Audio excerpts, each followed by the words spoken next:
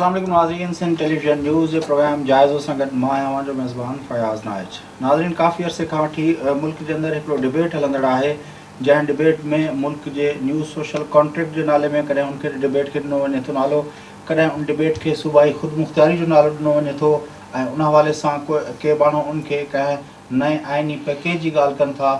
बहरहाल मुख़्तलिफ़ नालनि सां उन डिबेट में मुल्क जे समूरनि सियासी समाजी ऐं पंहिंजो पार्टियुनि तोड़े उनखां अलावा तनज़ीमुनि ऐं उनखां अलावा साञावनि माण्हुनि कॉलम निगारनि सहाफ़ियुनि उन में पार्टिसिपेट कयो आहे। इहो मसइलो जेको आहे काफ़ी माण्हू हिन मामले खे तमामु सीरियस मसइलो सम्झनि था। उन्हनि जो ख़्यालु इहो आहे कि इन इशू खे प्रॉपरली एड्रेस न करण जे करे 70 में जेको आहे जेको सान्हो थियो ऐं जेको आहे 71 में पाकिस्तान जो हिकिड़ो टुकड़ो जेको आहे उहो पाकिस्तान खां जुदा थी वियो बांग्लादेश जी सूरत में। 1940 जी रेज़ोल्यूशन जी के माण्हू ॻाल्हि कनि था ऐं अॼु जेको आहे पाकिस्तान जी जेका नई हुकूमत आई आहे उन जो जेको पाकिस्तान पीपल्स पार्टी पारां सूबाई ख़ुदमुख़्तियारी वारे मसइले खे एड्रेस करण जे हवाले सां NFC खे मल्टीपल क्राइटेरिया तहत ठाहिण ऐं उनखां अलावा जेका कंकरेंट लिस्ट आहे उहा ख़तमु करण जी ॻाल्हि कई वई आहे ऐं 73 जे आइन में मज़ीद के तरमीमूं करण जी बि ॻाल्हि कई वई आहे। हिकिड़ो 80 नुकाती आइनी पैकेज पीपल्स पार्टी पारां इंट्रोड्यूस करायो वियो, पर उन ते का सीरियस डिबेट मुल्क में न हली सघी। सिंध यूनाइटेड पार्टी जेका आहे पंहिंजो उन हवाले सां हिकिड़ो लेटर सदर आसिफ अली ज़रदारी खे लिखियो आहे। असां सिंध यूनाइटेड पार्टी जो मौक़िफ़ मालूम करण लाइ दावत ॾिनी आहे सिंध यूनाइटेड पार्टी जे सरबराह सैयद जलाल महमूद शाह साहब जिन खे। अस्सलाम वालेकुम शाह साहब, कीअं था सम्झो कि हिन वक़्तु जॾहिं मुल्क में हिकु तरफ़ लॉ एंड ऑर्डर जी सिचुएशन तमामु शदीद ख़राबु आहे और उतरनि इलाइक़नि में हिकिड़ो ऑपरेशन हले थो, फॉरेन एग्रेशन जेका आहे अमरीका जी हले थी पई, उन वक़्तु तव्हां जेको आहे ऐं उनखां अलावा मुल्क में मुआशी हवाले सां तमामु वॾो हिकिड़ो बहरान आहे, उन वक़्तु तव्हां सदर खे एड्रेस कयो आहे मुल्क जे जेको आहे अंदरूनी मामलनि जे हवाले सां। ऐं दोस्तनि खे थोरो टाइम वधीक वठंदुसि जी जी इन करे ज़रूरी आहे जो कंहिं बि शइ जी बुनियाद खां वठी उन शइ जी कबी आहे त अक्सर ईअं असांजा दोस्त चवंदा आहिनि बाबा पुराणियुनि ॻाल्हियुनि खे विसारियो ऐं अॻिते जी ॻाल्हि कयो। ऐं सम्झां थो त पुराणी जेके बि शयूं आहिनि उहो असांजो माज़ी आहे, उहा असांजी तारीख़ आहे। असांजे तारीख़ सां असांजो हाल जुड़ियल आहे ऐं असांजे तारीख़ सां असांजो मुस्तक़बिल जुड़ियल आहे। उन जे करे जेसीं ताईं हिन मुल्क जे क्रिएशन खां वठी ॻाल्हि न कबी, यादि रहे त गॾियल हिंदुस्तान में असीं सूबा ऐं ही जेके क़ौमूं आहिनि सूबा हिन पाकिस्तान जे अंदरि रहंदड़ क़ौमूं, उन्हनि तेसीं ताईं ऑल इंडिया मुस्लिम लीग या कांग्रेस जे प्रोग्राम खे कंहिं बि तरह सां सपोर्ट न कयो, ख़ुसूसन पाकिस्तान जा मौजूदा सूबा जंहिंमें मुस्लमाननि जी अक्सरियती सूबा, जंहिंमें सिंध हो, जंहिंमें पंजाब हो, जंहिंमें सरहद हो, इन्हनि ज़्यादातर मोट न ॾिनी छो त मुस्लिम लीग ऐं कांग्रेस जो बुनियादी प्रोग्राम गॾियल हिंदुस्तान जे खाके जे अंदरि हो ऐं मुस्लिम लीग बि जेका उनखे एड्रेस पई करे उहा इहा पई करे त गॾियल हिंदुस्तान जे अंदरि मुस्लिम अक़लियतुनि जे मफ़ादनि जो तहफ़ुज़। जॾहिं क़ाइदे आज़म कराचीअ में आयो 1938 में आयो ऐं हिते मुस्लिम अक्सरियती सूबनि जी ॻाल्हि कयईं त उन वक़्तु बि पूरी तरह सां सिंध जा लेजिस्लेटर्स जेके सिंध असेंबली जेके सिंध यूनाइटेड पार्टी जेको अॼु असांजे पार्टीअ जो नालो आहे उन्हनि जी अक्सरियत उन्हनि सां तालुक़ हुई, उन्हनि इहो चयो त असां इन खे अञा बि 35 जो जेको एक्ट आहे जेको ऑल इंडिया एक्ट हो जेको अंग्रेज़नि नालो हो उन खां असीं मुतमिन न आहियूं। उन में जेका ख़ुदमुख़्तियारी जी जेका हद आहे उन में असीं पंहिंजा मसइला हल कोन पिया करे सघूं, ख़ुसूसन मुस्लिम अक्सरियती इलाइक़नि जा। इन जे करे अॻियां हली लाहौर जो मुस्लिम लीग जी पूरो कन्वेंशन थियो, उन में इहा करारदाद थी जंहिंमें पहिरियों दफ़ो मुस्लिम लीग पंहिंजे बुनियादी खाके मुस्लिम अक़लियती इलाइक़नि खे छॾे करे मुस्लिम अक्सरियती इलाइक़नि जी ॻाल्हि कई, जंहिंजे करे हितां जे सूबनि मोट ॾिनी, सभिनी सूबनि मोट ॾिनी त असीं अहिड़ो आईंदा मुस्लिम अक्सरियती रियासतुनि जो अहिड़ो विफ़ाक़ ठाहींदासूं जंहिंमें असांजा मुफ़ादात सर थी सघंदा, जिते मुकमल सूबाई ख़ुदमुख़्तियारी हूंदी जेका यकीनन 1935 जे एक्ट खां अॻियां पई ॾिठी। साहिबु हाणे इन में हिकिड़ी करेक्शन मां कंदो हलां त जेको तव्हां चओ था कि 1940 जे रेज़ोल्यूशन खां पोइ जेको आहे हितां जो जेको अक्सरियती मुस्लिम अक्सरियती सूबनि रिस्पॉन्स ॾिनो, पर असां ॾिठो कि 1946 जी इलेक्शन में बि पंजाब में यूनियनिस्ट पार्टी खटियो ऐं पंहिंजो कांग्रेस पार्टी खटियो जेको आहे पंहिंजो हिन में पश्तून बेल्ट में जंहिंखे पाण नॉर्थ वेस्ट फ्रंटियर प्रोविंस चऊं था, ऐं उनखां पोइ बलूचिस्तान में त उन वक़्तु अहिड़ी क़िस्म जी का पंहिंजो उनजी कोन हुई। सवाइ सिंध ऐं बंगाल जे त मुंहिंजे ख़्याल में ॿियो कहिड़ा उहे हुआ जिते मिसाल तौरु 1940 जे रेज़ोल्यूशन जे जवाब में? जी हा, तव्हां इहो वरी इशू उन ते थी वियो, ऐं मूं उन ते फोकस इहा असांजी पॉइंट कान हुई, पर जे तारीख़ी हवाले सां त इहा बि ज़रूरु ॻाल्हि कंदुसि। 46 में इन खां 46 खां यूनियनिस्ट पार्टी हुई ऑल इंडिया लेवल ते, जॾहिं 40 जी ही करारदाद आई, उन खां पोइ आस्ते आस्ते जड़ूं वठणु शुरू कयूं मुस्लिम लीग पंजाब में, अदरवाइज़ मुस्लिम लीग जी का हैसियत कान हुई। सिंध में मुस्लिम लीग 40 में शुरूआति थी आहे, शुरूआती 40 में थी आहे, जॾहिं करारदाद लाहौर आई आहे। इन वक़्त ताईं सॼी सूबाई असेंबली सिंध में का बि हिकु बि मुस्लिम लीग जी सीट कान हुई। नई NWFP में ही, NWFP में तव्हांजी ख़ुदाई ख़िदमतगार या कांग्रेस जी हिकिड़ी सब पार्टी हुई, उन जो हो।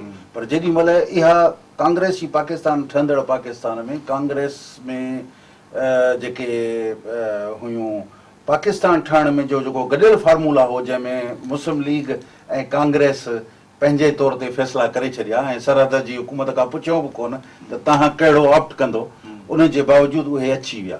ऐं असल में जेको नुक़्तो आहे तारीख़ सां ॻाल्हि करण जो, इहो तारीख़ जी तसलसल सां आईंदा हाल ऐं मुस्तक़बिल जी ॻाल्हि करणु आहे। ऐं उन करे आउं पुराणे माज़ीअ जे बहस खे डिघे करण जे बजाए, बलोचिस्तान त हो कोन, बलोचिस्तान में हिकिड़ी रियासत हुई तव्हांजी कलात रियासत हुई, ऐं ॿी ब्रिटिश बलोचिस्तान हुई जेका अफ़गानिस्तान खां धार कई हुई। इहो जुदा बहस आहे त अंग्रेज़नि बिफोर 47 जेको आहे सो जॾहिं ॿी जंग अज़ीम लॻी ऐं हिननि खे मुल्कनि खे मजबूरन आज़ादी ॾियणी पई, त उन्हनि में हिननि वटि इहो हो त असांखे अहिड़ा पंहिंजा मुल्क, अहिड़ा वफ़ादार मुल्क ठाहिणा आहिनि जिन सां असांजी आईंदा बि दोस्ती रहे ऐं उन्हनि सां असांजा नेशनल इंट्रस्ट सर्व कनि ऐं असांजी फ्यूचर हिते असांजूं सियासतूं हुजनि उन में कनि। उन जे लाइ उन वक़्त जी हालात तहत नेशन स्टेट्स उन्हनि खे सूट कोन पियूं कनि।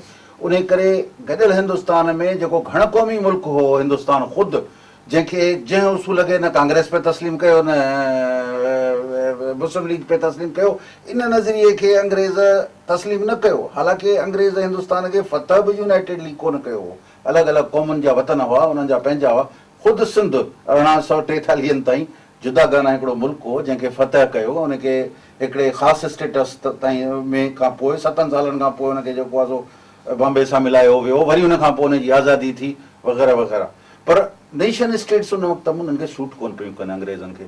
उन करे अरबुस्तान जी जेका हक़ीमत उन्हनि खे 2 मुल्क ठाहे छॾियूं ऐं उन्हनि में हुननि पंहिंजा मफ़ादनि लाइ पंहिंजा हुकुमरान विहारिया। अहिड़े तरीक़े सां हिन रीजन में बि इहो कुझु चाहिनि पिया।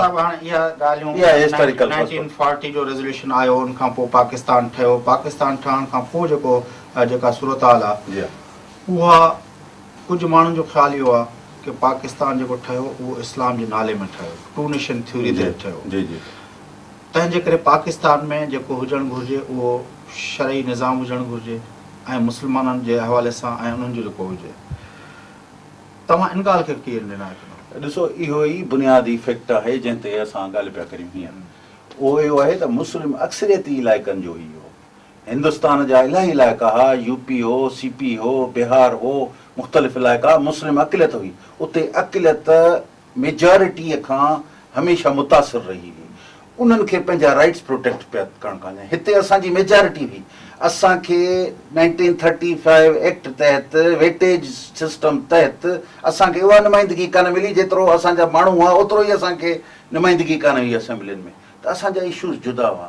नंबर ॿी ॻाल्हि त ही मुस्लिम अक्सरियाती जेके 3 ख़ाका पेश कया विया हुआ, उन्हनि में हिकिड़ो ख़ाको त फेडरेशन जेका आहे, हिंदुस्तान जी फेडरेशन कहिड़ी हुजे, पाकिस्तान जी फेडरेशन हुजे, उन में मुस्लिम अक्सरियती इलाइक़नि जी फेडरेशन जे ख़ाके खे क़बूल कयो वियो, किथे बि मुस्लमान मुल्क जी कोन कयो वियो। इहा ख़ुदि इहा इन में कोई शक कोन्हे त मुस्लमाननि जी अक्सरियत जो मुल्क हो। असीं चाहियूं पिया त जेका असांजो ख़्यालु हुजे, जहिड़ो निज़ाम असीं चाहियूं हलाइणु चाहियूं था, अगरि उन में उहो असांजे अगरि मज़हब जे टकराव में न हुजे त असीं उहो करियूं। इहा ॻाल्हि ख़ुदि क़ाइदे आज़म मोहम्मद अली जिन्ना 47 में मञी, कॉन्स्टिट्यूएंट असेंबली में तक़रीर कई, हाणे मुल्क ठही वियो आहे 11 अगस्त वारी। उन में उन कयो त बाबा हाणे मुल्क ठही वियो आहे, न हिन मुल्क में को हिंदू आहे, न हिन में को मुस्लमान आहे, हर कंहिंखे हक़ु आहे त पंहिंजी प्रीचिंग कनि, पंहिंजे मज़हब जी प्रचार कनि, हर को आज़ादु आहे। पाकिस्तान जा सभु शहरी आहिनि, सभु पाण बराबरि ई आहियूं ऐं असां हाणे असांखे नओं मुल्क खे हलाइण जो निज़ाम करणो पर शाह साहब- पवंदो। इहो हो बुनियादी खाको जेको क़ाइदे आज़म जे बि विजन में हो। ऐं मूं अर्ज़ु इहो कयो त मुस्लमाननि जी न पर मुस्लिम अक्सरियत जो ऑब्जेक्टिव रेज़ोल्यूशन खे पोइ पाण कीअं चवंदासीं? ऑब्जेक्टिव रेज़ोल्यूशन क़ाइदे आज़म जे बुनियादी खाके जो मुनकर हो। अच्छा, हा, इहो ई हो त क़ाइदे आज़म जेको 48 में 47 में जेको इहो विजन ॾिनो त असांखे फ्यूचर जो पाकिस्तान कहिड़ो कीअं थींदो, उन वक़्त में यूरोपियन फोर्सिस जेके हुयूं ख़ुशूसन ब्रिटेन ऐं अमेरिका जेके फ्यूचर में हिन दुनिया ते रूल पियूं करणु चाहिनि, उन्हनि जो हिकिड़ो खाको हो त मुल्क जे अंदरि नेशन स्टेट्स खे टोड़े, नेशन स्टेट्स जेके बि हुयूं दुनिया जे अंदरि उन्हनि खे टोड़े ऐं मज़हबी तर्ज़ जूं हुकूमतूं जिते न जमहूरियत हुजे, जिते न को कानून हुजे, जिते न को आइन हुजे जिन मुल्कनि जो, अहिड़ा मुल्क हुननि खे सूट पे कया। तव्हां अरबन जा सभु मुल्क ॾिठो, न हुन में जमहूरियत हुई, न आइन हुई, न सिविल सोसाइटी हुई, न छा हुई, इवन असांजो।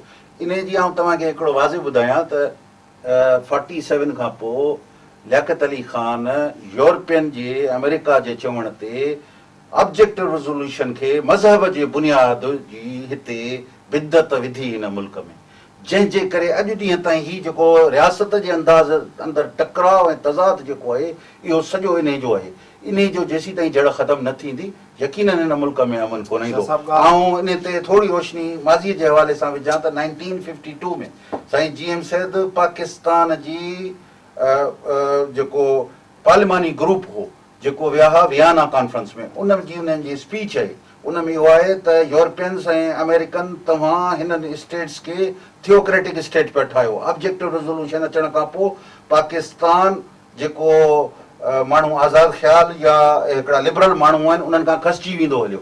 ऐं ही प्रॉब्लम, ही जेको थियोक्रेटिक स्टेट जो जेको प्रॉब्लम आहे, इहो रुगो इहो ख़ुशि न थियो तव्हां त इहो रुगो हिन रीजन में तव्हांजा इंट्रस्ट सर्व कंदो। यादि रखो त इहो बैनुल अक़वामी सिक्योरिटीअ खे थ्रेट थींदो, हिन रीजन जे लाइ ख़तरनाक थींदो ऐं तव्हांजे मफ़ादनि ऐं तव्हांजे ख़िलाफ़ बि थींदो।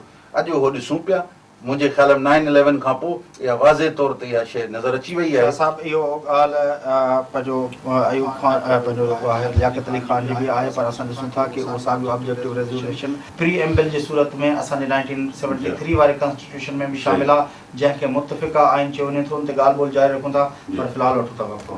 नाज़रीन, सैयद जलाल महमूद शाह सिंध यूनाइटेड पार्टी जा सरबराह असां सां गॾु ॻाल्हि ॿोल हले थी पाकिस्तान जे लाइ कहिड़ो उहो खाको हुजणु घुरिजे, जेको सोशल कॉन्ट्रैक्ट जी जेका ॻाल्हि थिए थी या जेका आइनी पैकेज जी ॻाल्हि हाणे पाकिस्तान पीपल्स पार्टी पारां कई वई आहे, उहो कहिड़ा बुनियाद हुजणु घुरिजनि जंहिं ते मुल्क खे जे समूरनि माण्हुनि खे जेको आहे हिकिड़ो अहसासु थिए कि उहो पंहिंजे हिकिड़े अहिड़े मुल्क में रहनि था जिते उन्हनि जा समूरा हक़ प्रोटेक्ट थियनि। उन हवाले सां गुफ़्तगू जो सिलसिलो जारी आहे, पर फ़िलहालु वठूं था वक़्तु, वापसि अची प्रोग्राम करते था।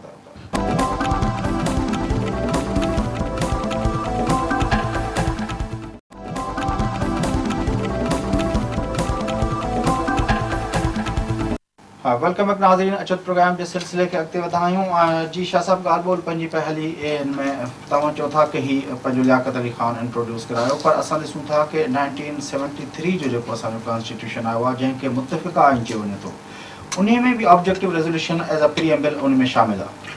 असां इहो ई अर्ज़ु था करियूं त ऑब्जेक्टिव रेज़ोल्यूशन जे अचण खां पोइ मुल्क जे अंदरि हिकिड़ो मज़हबी इंतिहा पसंदीअ खे जड़ मिली। उन सां गॾोगॾु जेके बि डेमोक्रेटिक फोर्सिस हुयूं, क़ुवतूं हुयूं, उन्हनि खे नज़रबंदि करे जेलनि में वेहे, गफ़ार ख़ान हुजे, साईं GM सैद हुजे, जेके बि हिन वफ़ाक़ खे हक़ीक़ी तौर ते वफ़ाक़ी पार्लिमानी जमहूरी मुल्क बनाइणु चाहिनि पिया, उन्हनि खे मुल्क जे अंदरि कयो वियो, नैब खे ख़तमु कयो वियो। उन्हनि जे जेको आहिनि सो हर सूरत हाल इन जे नतीजे जे करे ॾिसो, ऐं थोरो हिकिड़ी ॻाल्हि इहा करियां त आइन साज़ असेंबलीअ जी इलेक्शन हुई 71 जी, उन जी पंहिंजी लेजिटिमेसी कान्हे। इन करे जो 71 में जंहिं आइनी फ़िक्र खटियो हिन मुल्क में, उनखे त आइन ठाहिणु ॾिनो कोन वियो। उन खां पोइ ज़रूरत हुई त नए आइन जे लाइ वेस्ट पाकिस्तान जे अंदरि नए आइन साज़ असेंबलीअ जी लाइ इलेक्शन कराई वञे हा। इलेक्शन कराई वञा त हिन बाक़ी बचियल पाकिस्तान में कहिड़ी, छो ही उन वक़्त जो ही उहो आइन आहे जेको पाकिस्तान हू कटे, हुननि खे धार करे ऐं बाक़ी सूबनि खे अक़लियत में आणे ऐं हिकिड़ो पोइ आइन ठाहियो वियो ज़ोर ज़बरदस्ती सां। असीं सम्झूं था त ज़रूरत उन वक़्तु बि इहा हुई त नई आइन साज़ असेंबलीअ जी इलेक्शन कराई वञे हा, पर जे न कराई वञे हा तॾहिं बि जे अगरि इन ई आइन साज़ असेंबलीअ खां में जेका विदिन द फेडरेशन जेका आहे असांजे 4 सूबनि जे इन में इलेक्शन कई आहे, हर कंहिंखे पंहिंजो प्रोग्राम ॾियणु घुरिजे आहे, उन खां ग़लति कम वरिता विया, आइन अहिड़ो ठाहियो वियो जंहिंमें कुझु उसूल कुझु ॻाल्हियूं, इन में कोई शक न आहे त 73 जे आइन में कुझु शहरनि जा जेके हक़ आहिनि, पाकिस्तानी शहरीअ जा हक़ आहिनि, बुनियादी इंसानी हक़ आहिनि, उहे ज़रूरु प्रोटेक्ट कनि था, पर क़ौमुनि जा हक़ हिन वफ़ाक़ जे अंदरि हिननि सूबनि जा हक़ प्रोटेक्टेड न आहिनि। पर नेप जहिड़ी पार्टी बि उन वक़्तु हुई ऐं उन बि आइन ते इतफ़ाक़ कयो। यादि रखणु घुरिजे त उन वक़्त में नेप जी सिंध मां का बि नुमाइंदगी कान हुई। सिंध खे नुमाइंदगी उन वक़्तु जीअं त पीपल्स पार्टी पई करे, पीपल्स पार्टी पर सिंध जो त मसइलो न हो न साईं, जेको क़ौमुनि जी ॻाल्हि आहे उनमें बलोचिस्तान बि अची वञे थो। बलोचिस्तान में अताउल्ला खान मंगल वज़ीर आला थियो, उनजी हुकूमत हुई। ख़ुदि जेको आहे सरहद सूबे में जेको आहे उते जेका हुकूमत हुई उहा नेप ऐं पंहिंजो इन्हनि जी पंहिंजो मुफ़्ती महमूद साहिबु उते पंहिंजो हुते हो, त उन्हनि जी गॾु हुई। त हाणे इहो नेप जी नुमाइंदगी सिंध मां भली न हुजे, पर नंढनि सूबनि जी रिप्रेज़ेंटेशन त हुई। ऐं तव्हांखे अर्ज़ु करियां, तव्हांखे हिकिड़ो मूंखे गौस बख़्श बिज़न जे साहिब जी ॻाल्हि यादि आहे। हुन चयो त जेॾीमहिल सूबनि जे मफ़ादात जी ॻाल्हि पई कए त बलोचिस्तान उन वक़्त में इहा ॻाल्हि कई त बाबा असांजा जेके पाणी जा जेके बलोचिस्तान खां पोइ जेके समुंड जूं जेके हदूं आहिनि उहे असांखे प्रोटेक्ट कयो, असांजी फिशरीज़ खे प्रोटेक्ट कयो। इहे बि हिकिड़ा इशूज़ आहे। फस्ट जेॾीमहिल इन वक़्त में आई, जेॾीमहिल ॿियनि सूबनि जी ॻाल्हि कई वई त भुटे साहिबु चयो त हिकदमि तव्हां चुप करियो, सिंध मां नुमाइंदा आऊं या तव्हां न ॻाल्हायो। उन वक़्त में हक़ीक़ी तौर ते पीपल्स पार्टी वफ़ाक़ जी मज़बूत मर्कज़ियत वारी उन आइडियालॉजी जी पई ॻाल्हि करे जंहिंखे कंटिन्यूअस मुस्लिम लीग कंटिन्यू कंदी आहे। उन खां पोइ उहा जाइ संभाली पीपल्स पार्टी, मज़बूत सेंटर जी, मज़बूत वफ़ाक़ जी। हुननि जो पंहिंजो फ़िक्र आहे, हुननि जो हिकिड़ो फ़िक्र आहे। पाकिस्तान जे 61 सालनि जी तारीख़ में 2 नज़रिया मुतसादिम रहिया आहिनि। हिकिड़ो तज़ाद इहो रहियो आहे त ही मज़बूत मर्कज़, मज़बूत इस्लामाबाद, मज़बूत उनजे हुकुमरानीअ जे ज़रिए पाकिस्तान मज़बूत थींदो। ऐं ॿियो हिकिड़ो आइडियालॉजी आहे जेका सूबनि जे जी सेंट्रलिस्ट हिकिड़ियूं पार्टियूं आहिनि। हा, अप्रोच आहे उन्हनि जी इहो आहे त मज़बूत पाकिस्तान तॾहिं ठहंदो जॾहिं मज़बूत हिकिड़ो मर्कज़ हुजे, मज़बूत सेंटर हुजे, इहा ॻाल्हि आहे। ऐं ॿियो हिकिड़ो आइडिया इहो आहे त मज़बूत मर्कज़ या मज़बूत वफ़ाक़ तॾहिं ठहंदो जॾहिं सूबा मुकमिल तौर ते ख़ुदि मुख़्तियार हूंदा, उते जी अवाम जेका सा ख़ुशहाल हूंदी, उन्हनि खे मुकमिल हक़ हुकुमरानी हूंदो, उन्हनि जा वसाइल, उन्हनि जा जेके कुदरती वसाइल आहिनि, उन्हनि जा जेके टैक्सेशन जा जेके वसाइल आहिनि, उहे उन्हनि जे हथ में हूंदा त उहे पंहिंजे माण्हुनि जे लाइ ख़ुशहाल पाकिस्तान जी हक़ीक़त में उहो यानी तसवुरु आहे। इहे ॿई मुतसादिम रहिया आहिनि। यादि रहे त 1961 खां वठी हेसी ताईं, चाहे मिलिट्रीअ जी सूरत में हुजे, चाहे डेमोक्रेटिक फोर्सिस जी कुवत में हुजे, ॿिन्ही तौर ते उन्हनि सेंट्रलिस्ट कुवतूं क़ाबिज़ रहियूं आहिनि इक़्तिदार ते पाकिस्तान जे। चाहे मुस्लिम लीग हुजे, चाहे पीपल्स पार्टी हुजे, चाहे मिलिट्री हुजे, टई हिकिड़े आइडियालॉजीअ जूं फॉलोअर आहिनि। के सिविल सोसाइटीअ खे थोरा इख़्तियारात घटि ॾियणु चाहिनि थियूं, के जेके आहिनि सो मिलिट्रीअ जे ज़रिए डायरेक्ट कंट्रोल करणु चाहिनि थियूं असांजे रिसोर्सिस ते, असांजे इक़्तिदारी आला ते। त उन्हनि खे 61 साल मौक़ो मिलियो आहे त उहे हिन मुल्क जे मथां हुकूमत कनि, हिन खे हलाइनि। हाणे उन्हनि जो इहो फेल्यूअर आहे। हाणे तव्हां थोरो हिन वक़्त जे मौजूदा वक़्त खे ॾिसो, जनाब परवेज़ मुशर्रफ साहिब जी हुकूमत हुई, उन इहो चयो, उहो बि उन ई सेंट्रलिस्टिक आइडिया ते कारफरमा हो। हिकु तरफ़ उन इहा त ॻाल्हि कई त बाबा डिसेंट्रलाइज़ेशन कंदासीं, पर डिसेंट्रलाइज़ेशन उन अहिड़े क़िस्म जी कई जंहिंमें ज़िलनि खे मातियत करे छॾी सूबनि जे, ऐं सूबनि खे बाईपास कयो वियो। सूबाई हुकूमतुनि उन्हनि जे इख़्तियारनि खे महदूद कयो वियो, उन्हनि खे म्यूनिसिपलिटीज़ बनायो वियो। इहा ई ॻाल्हि जॾहिं 1990 जी ॻाल्हि आई, उन वक़्त में हिकिड़ी हुई त मोहतरमा खे चयो वियो त तव्हां सिंध में हुकूमत ठाहियो ऐं ॿियूं ॻाल्हियूं करियो। जे वफ़ाक़ में जे नवाज़ शरीफ़ हूंदो त छा थींदो, त मोहतरमा साहिबा इहो चयो त मूंखे जेको आहे म्यूनिसिपलिटीअ जी हुकूमत था ॾियो छा, मतिलबु सूबनि खे म्यूनिसिपलिटीज़ अञा ताईं करे हलायो वेंदी रहियो आहे। हिन मौजूदा दौर में म्यूनिसिपलिटीज़ खां बि कमज़ोर कयो वियो आहे, छो त म्यूनिसिपल जा जेके हक़ बि उहे खणी ज़िलनि ताईं अची विया आहिनि, पर मर्कज़ खां हेठि डाइवर्ट न थिया आहिनि, जेके यानी डिसेंट्रलाइज़ न थिया आहिनि उहे अख़्तियार। त हीउ जेको सॼो जेको निज़ाम आहे उहो मज़बूत मर्कज़ जे ख़ाके तहत हलायो वेंदो रहियो आहे, जंहिंजो नतीजो अॼु फेल्यूअर आहे। परवेज़ मुशर्रफ अख़्तियारात सेंट्रलाइज़ कया, मौजूदा हुकूमत जमहूरी हुकूमत चयो असीं सेंट्रलाइज़, असीं इंशा अल्लाह ताला हिन खे पाकिस्तान खे बहितर हलाईंदासूं। अॼु सूरत हाल छा आहे? अॼु इहा हालत आहे त तव्हांजो कोयलो बि जेको आहे जेको पुराणे जेको कॉन्स्टिट्यूशन में जीअं अमलनि जीअं आहे उन खे बि बाईपास पियो कयो वञे। तव्हांजे तेल जा रिसोर्सिस जेके तेल ऐं गैस जा रिसोर्सिस आहिनि उनखे बि मर्कज़ जे नाले में तव्हांखे विकिणो वञे त असांजो मुस्तक़बिल तमामु असांखे ईअं पियो न त शाहूकार सिंध जो मुस्तक़बिल तमामु ऊंदाहो ऐं ग़रीब जो आहे। उन जे करे पाकिस्तान में सभिनी क़ौमुनि खे बराबरी जी बुनियाद ते जमहूरियत जो मतिलबु इहो न आहे अक्सरियत रहूं, जमहूरियत जो मतिलबु बराबरी बि आहे। जमहूरियत जो मतिलबु बराबरी आहे। असांखे बराबरि जी नुमाइंदगी खपे, असांजी सेनेट खे इख़्तियार खपनि। ऐं उन में ॻाल्हि में वञा थो त हिकु तरफ़ इहो इशू आहे त मिलिट्रीअ जो पावर थो रहे या सिविलियन जो थो रहे, पर घणो फ़र्क़ु न आहे, घणो फ़र्क़ु न आहे। सिविलियन अची वरी बि उन ई साॻी आइडियोलॉजीअ खे पाकिस्तान में हिन वक़्तु इशूज़ उहे कहिड़ा आहिनि जेके हाणे एड्रेस थियणु घुरिजनि? हिकिड़ो माण्हू जो ख़्यालु इहो आहे कि जुडिशरी जेसिताईं आज़ादु न थींदी ऐं उहा जेकॾहिं प्रॉपरली ऑपरेट न कंदी तेसिताईं असां वटि मसइला हल न थींदा। उहे पंहिंजो मिसाल ॾियनि था चर्चिल जो कि भई जॾहिं लंडन ते हमलो थियो सेकेंड वर्ल्ड वॉर में, उन चयो कि भई असांजो अदालतूं कमु कनि थियूं, उन्हनि चयो हा अदालतूं बिल्कुलु सही कमु थियूं, उन चयो त पोइ असां सर्वाइव करे वेंदासीं। कुझु माण्हुनि जो ख़्यालु इहो आहे कि असांजे मुल्क में जीअं त शरीयत जेसिताईं लागू न थींदी ऐं तेसिताईं जेका इहे बिदत क़ुवतूं आहिनि ऐं जेका आलमी साम्राजी ऐं ईसाई ऐं पंहिंजो सेहूनी क़ुवतूं आहिनि उहे असांजे मुल्क में उन्हनि जो अमल दख़ल रहंदो ऐं तेसिताईं जेको आहे उहो न थींदो। कुझु माण्हुनि जो ख़्यालु इहो आहे जीअं तव्हां चओ था कि भई 1940 जो रेज़ोल्यूशन ऐं क़ौमुनि जी बराबरी ऐं उन्हनि जी आज़ादी जी जेसिताईं ॻाल्हि न थींदो तसवुरु न ईंदो तेसिताईं जेको आहे असां वटि कुझु न थींदो। कुझु माण्हुनि जो ख़्यालु इहो आहे कि असां वटि दरअसल मसइलो इहो आहे बुनियादी कि सिविल ऐं मिलिट्री जेका इस्टेब्लिशमेंट आहे उन्हनि जे विच में जेका पावर शेयरिंग जो हिकिड़ो हक़ीक़ी जेको बुनियादु हुअणु घुरिजे उहो आहे कोन। असां वटि जमहूरी निज़ाम हले ई कोन थो, त तंहिंजे करे बाक़ी ॿिया मामला एड्रेस थियनि ई कोन था। जेकॾहिं जमहूरी निज़ाम हले ऐं बार बार असेंबलियूं अचनि त पोइ शायदि उहो समूरनि इन्हनि अवाम जेको आहे उन्हनि खे जेकॾहिं पंहिंजो मौक़ो मिले कि उहो पंहिंजो राय जो इज़हार कनि त उहा शायदि समूरनि इशूज़ ते उहो पंहिंजी अवामी राय जेका आहे उहो अची वञे।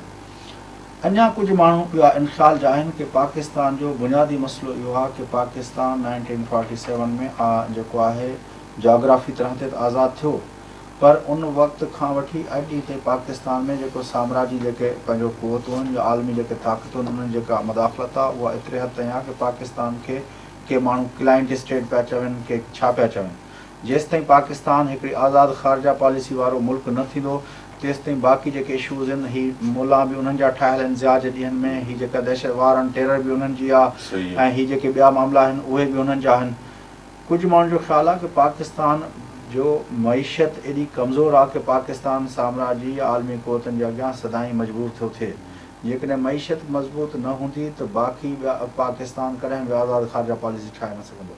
तव्हां ॿुधायो कि हाणे बुनियादी इशू छा आहे? तव्हां तक़रीबन सभिनी इशूज़ खे सही कयो आहे इहा ॻाल्हि, पर आउं सम्झां थो त इहे सभई इशूज़ गॾियल आहिनि, हिकिड़ी ॻाल्हि मां जा जुदा जुदा शाख़ूं आहिनि।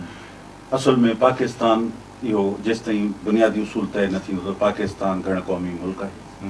ही घणनि क़ौमुनि पाकिस्तान जे वफ़ाक़ जे अंदरि जिन क़ौमूं आहे इहो उन्हनि जे अंदरि बराबरी हुअणु घुरिजे, उन्हनि जी हिन वफ़ाक़ में शराकत हुजे, जमहूरियत में शराकत हुजे। इन बुनियादी ऐं प्रिंसिपल खे क़ौमी उसूल खे तय न थींदो इहे सभु इशू रिलेटेड रहंदा, इहे रहंदा। मूं अॻु में बि माज़ीअ जे हवाले सां कयो त ब्रिटिश इंपीरियलिस्ट फोर्सिस जा फ्यूचर जा प्लान्स इहे हुआ त हिते मज़हबी रियासतूं ठहनि ऐं उहे उन्हनि जे इंट्रस्ट खे सर्व कंदियूं। अॼु उहो हिकिड़ो हुस्न इतफ़ाक़ आहे त उहे ई मज़हबी रियासतूं मज़हब जे नाले में जिन जे आइन खां उन्हनि खे बालातर रखियो वियो, जमहूरियत खां बालातर रखियो वियो, उन्हनि यूरोपियन ऐं अमेरिकन जे ताउन सां उन्हनि हमेशह जेको आहिनि लेजिटिमेसी हमेशह उन्हनि खे ॾिनी आहे, मिलिट्री डिक्टेटरशिप हुजे या जिन खे बि ॾिनी आहे।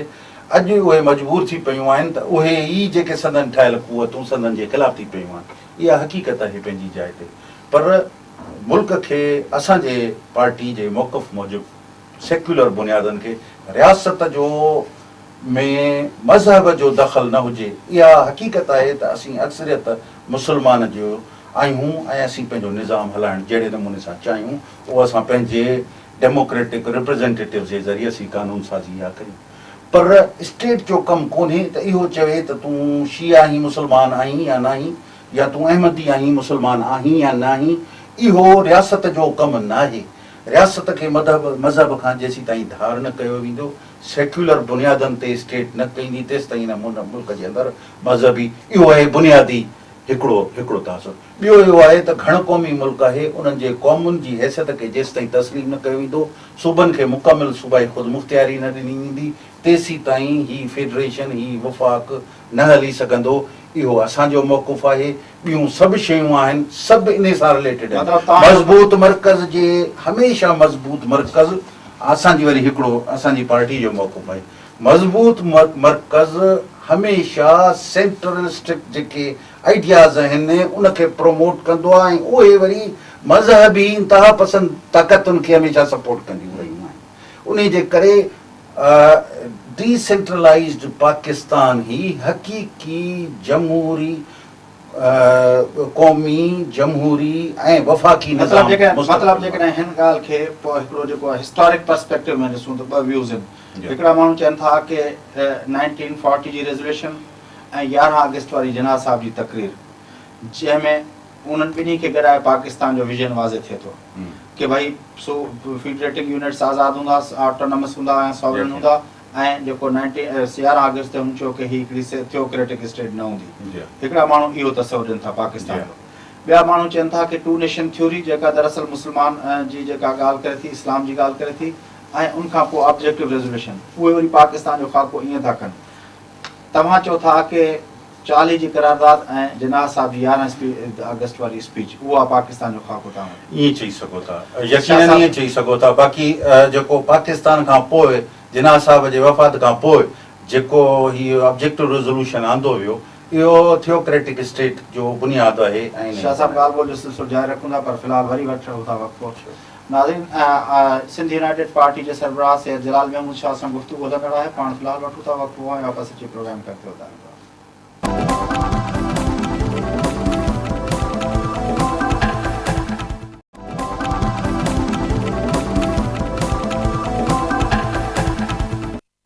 वेलकम बैक नाज़रीन, अचो प्रोग्राम जे सिलसिले खे अॻिते वधायूं। सैयद जलाल महमूद शाह सिंध यूनाइटेड पार्टी जा सरबराह असां सां गॾु आहिनि। जी शाह साहब, ॻाल्हि ॿोल पई हले, हाणे इहे सभु तव्हांजो इहो आहे कि जिन्ना साहब जी स्पीच ऐं पंहिंजो जेको 1940 जो रेज़ोल्यूशन आहे, इहो सॼो प्रोसेस आहे। मुल्क हाणे 61 साल उन्हनि सां ॻाल्हाइण खां अॻिते अची बीठो आहे। अॼु जेकॾहिं इशू वाइज़ ॻाल्हायूं त हिकिड़ो असांखे आहे आइनी पैकेज, हिकिड़ो त 73 जो आइन जेको आहे उनमें जेका कमिटमेंट आहे कि भई 10 सालनि खां पोइ कॉन्करेंट लिस्ट ख़तमु कई वेंदी ऐं हीअ थी वेंदो। हिकिड़ा माण्हू उन खे तसवुरु उन जे बुनियाद ते ॻाल्हि था कनि। ख़ुदि पाकिस्तान पीपुल्स पार्टी जेका आहिनि भेरे 2008 जे इलेक्शन में जेको आई, उन्हनि जेको पंहिंजो मंशूर ॾिनो, उनमें चयूं त कॉन्करेंट लिस्ट एबॉलिश कंदासूं, मल्टीपल क्राइटेरिया ते NFC ॾींदासूं ऐं जेको आहे सूबाई ख़ुदि मुख़्तियारी खे इन्हनि बुनियादनि ते इनहेंस कंदासूं। उनखां पोइ पीपुल्स पार्टी हाणे हिकिड़ो पंहिंजो आइनी पैकेज बि ॾिनो आहे। तव्हां कीअं था ॾिसो त हाणे इशूज़ कहिड़ा उहे इशूज़ आहिनि जेके पॉइंट बाय पॉइंट उहे एड्रेस थियण? पॉइंट बाय पॉइंट इहा आहे त पाकिस्तान पंहिंजे आइनी तारीख़ में, सियासी तारीख़ में फेल थी चुको आहे। सभु शइ वरी हिन खे नए सिरे सां हलाइण सां हिन जा बुनियाद ठीकु करणा पवंदा। उन जे बुनियाद लाइ नई आइन साज़ असेंबली जूं इलेक्शन्स कराइण निहायत ज़रूरी आहिनि ऐं उन जे तहत हर पार्टी पंहिंजो प्रोग्राम खणी अचे। बिटवीन फेडरेशन माना वफ़ाक़ ऐं सूबनि जे दरमियान तवाज़ुन आहे। मिसाल तौर हाणे जेके बिल्कुलु मां तव्हांखे जी आइन साज़ असेंबली जे जेकॾहिं इलेक्शन्स थियनि, पोइ जंहिंखे तव्हां सेंट्रिस्ट चओ था, आइन साज़ असेंबली में वरी बि उहे खटी ईंदा। असां वटि इलेक्शन जो जेको निज़ाम आहे, सो हिन जेका ऑब्जेक्टिवली जेका हिन वक़्तु पोज़ीशन आहे, जेकॾहिं इहा डिमांड रखिजे थी आइडियोलॉजिकली, त इहा ॻाल्हि ठीकु आहे, पर प्रैक्टिकली असां वटि जेका बि इहे पंहिंजो हाणे इलेक्शन्स थींदियूं, उनमें वरी तव्हां ॾिसूं था कि इलेक्शन जो असां वटि जेको निज़ाम आहे उनमें वरी उहे सेंट्रिस्ट फोर्सिस हिकिड़ी ॻाल्हि ॿुधो, ज़रूरी नाहे त ईअं थिए। हमेशह सेंट्रलिस्ट फोर्सिस हमेशह उन्हनि जेके उते उन वक़्त जा जेके हालात आहिनि उन मां फ़ाइदो वठी उन्हनि यकीनन इक़्तिदार ते कब्ज़ो कयो आहे। हींअर बि उहे कब्ज़े हेठि आहिनि, उहे यकीन आहिनि, पर ज़रूरी नाहे। छो त हिन वक़्त में इहा रियलाइज़ेशन ज़रूरु आहे। तव्हांजे असीं TV मुख़्तलिफ़ चैनल्स ऐं डिस्कशन ॾिसूं था, ॻाल्हि थिए था, इन पाकिस्तान जे नज़रियाती ॻाल्हियुनि ते हींअर बहस खुली थिए थो। उन वक़्तु 1970 में शायदि ई सवाइ चंद सियासी माण्हुनि जेको आइन जे मसइले ते को ॻाल्हाइणु ॼाणंदो हुजे या आइन जे बारे में मालूमात रखंदो हुजे, पर हिन वक़्त में असां ॾिसूं था त असांजो हर पढ़ियल लिखियल मिडिल क्लास माण्हू इन ते बहस करे थो, इन ते टीवी ते मुज़ाकरा थियनि था, मुनाज़रा थियनि था, इन ते पंहिंजो प्रोग्राम ॿुधाइनि था, हींअर हालात उन खां अॻु में ज़रूरु तब्दील थी चुका आहिनि। असांखे उमेदु आहे त सिंध जो माण्हू वरी उहे बार बार जज़्बाती तौर ते ज़रूरु उन्हनि वोट कयो आहे, पर इहो तौरु पर हमेशह क़ौमी तौर ते उन्हनि पंहिंजो नुक़सानु कयो आहे। आईंदा अहिड़ी कान कंदा, असांखे इहो थो नज़र अचे।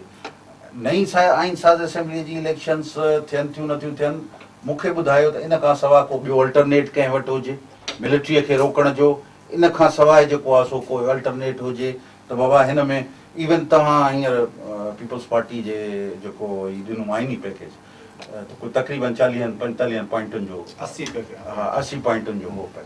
मुंहिंजे ख़्याल में उन में 6 सब्जेक्ट अहिड़ा ॾेखारियल हुआ जेके हिन में ॾेखारियल हुआ त असीं ही जेके आहिनि सो डिवॉल्व कंदासीं। 2 खाता उन में हिकिड़ो ज़कात उशूर ॾेखारियल हो ऐं हिकिड़ो जेको ॿियो ॾेखारियल हो त पॉपुलेशन वेलफेयर, अमली तौर ते डिवॉल्व थी चुका आहिनि हिते सूबे। उन खां अलावा को बि अहिड़ो खातो न ॼाणायल आहे। असुल में रिसोर्सिस आहिनि, रिसोर्सिस टैक्सेशन जो पावर को बि अहिड़ो शइ न आहे जेको सूबनि खे मुंतकिल कयो वेंदो जंहिंसां को बुनियादी पाकिस्तान जे अंदरि तब्दीली ईंदी।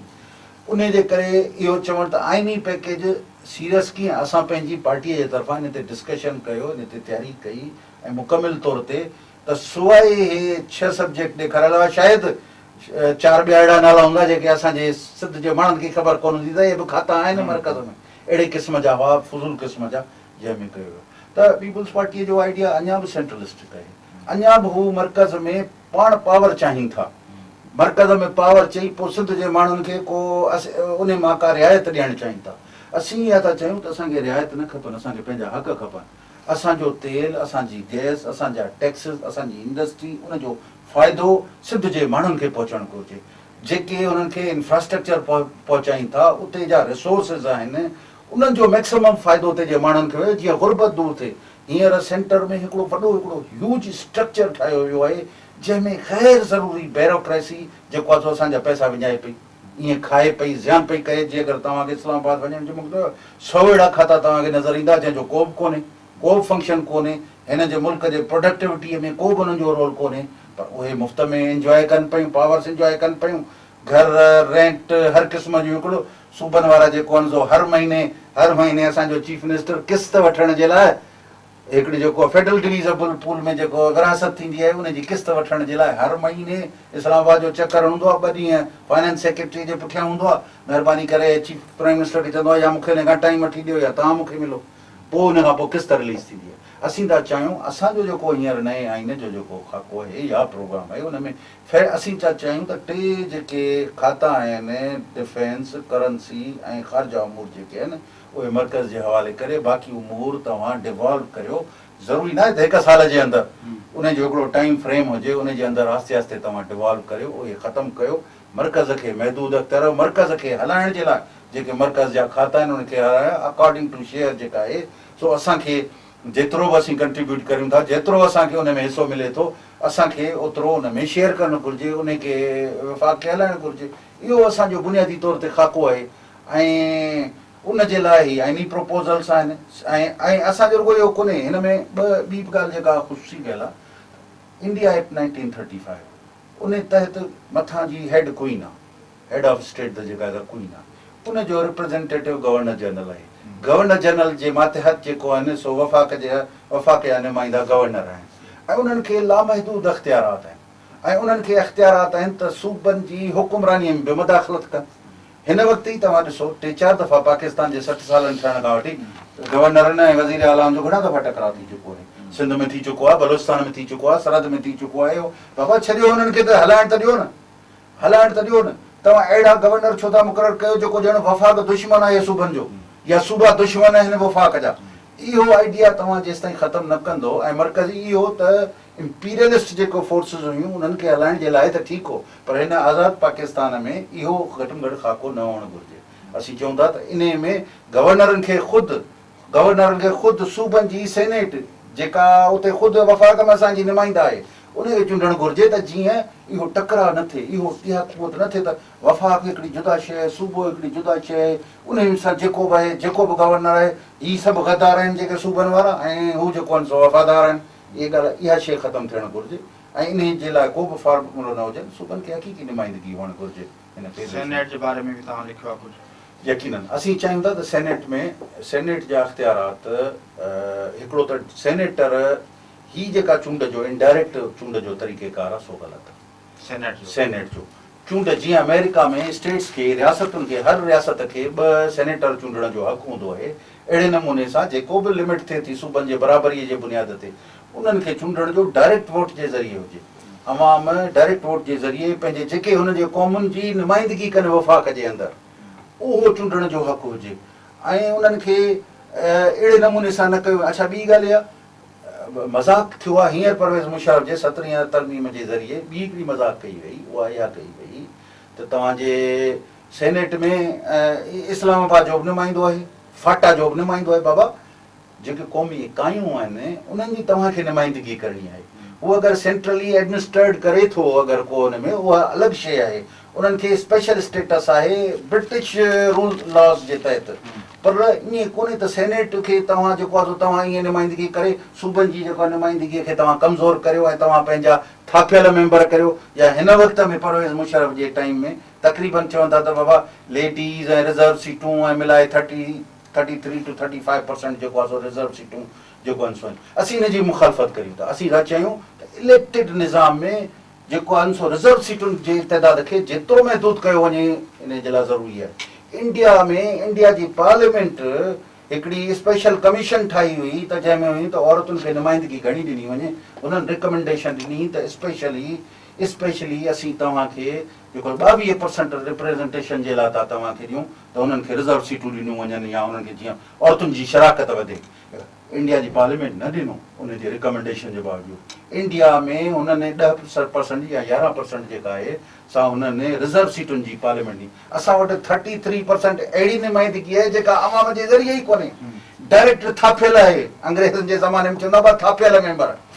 जे अगरि तव्हां रिज़र्व सीटूं रखो था भले रखो, पर उहे बि बाय वोट अचणु घुरिजनि। जीअं हींअर असांजे बलदियाती निज़ाम में औरतुनि जूं सीटूं रिज़र्व कयल आहिनि, पर उहे बि चूंड जे ज़रिए ईंदियूं। उनजे करे अहिड़े नमूने सां अचो डायरेक्ट चूंड जे ज़रिए अचणु घुरिजनि। शाह साहब, तव्हांजी वॾी महिरबानी तव्हां असांखे टाइम ॾिनो। महिरबानी। नाज़रीन, सैयद जलाल महमूद शाह सिंध यूनाइटेड पार्टी जा सरबराह असां सां गॾु हुआ। तव्हां गुफ़्तगू ॿुधी। पंहिंजे मेज़बान फयाज़ नाइश खे इजाज़त। अल्लाह निगहबान।